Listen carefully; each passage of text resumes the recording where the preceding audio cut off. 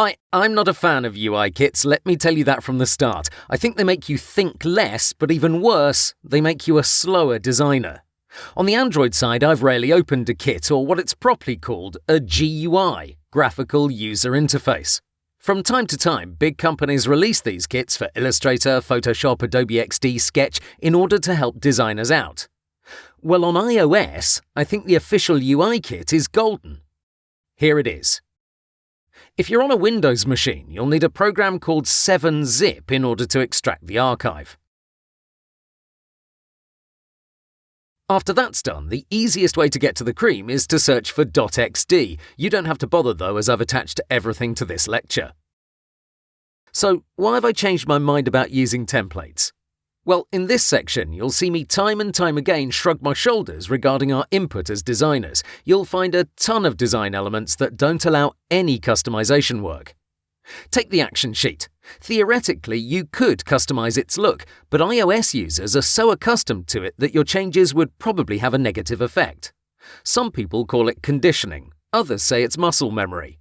At the end of the day, what matters is people have certain expectations.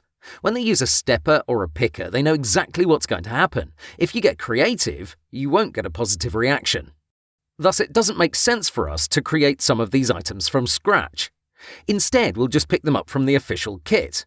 By the way, you also have PSD templates, but those are heavier in size, so I won't attach them to the lecture. So my advice is you use these templates without hesitation.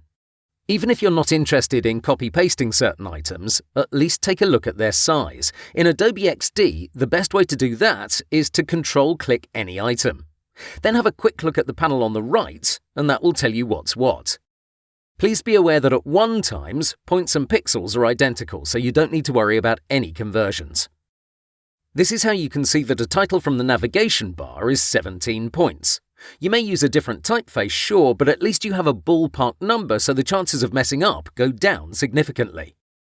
There are a few other gems inside these templates. For one, you get these official colors which are used everywhere on iOS.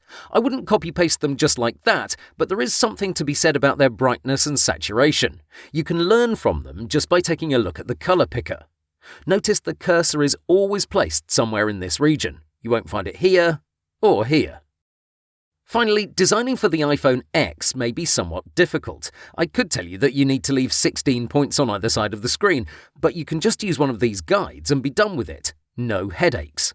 So again, I strongly recommend this official UI kit. As for the other ones that come with a hefty price tag, I can't say the same. While I've seen some gorgeous ones that might be worth it, you're limiting yourself as a designer, not to mention that your app is never going to be a 9 or a 9.5. My advice, stay away from them. Alright, that concludes this lecture.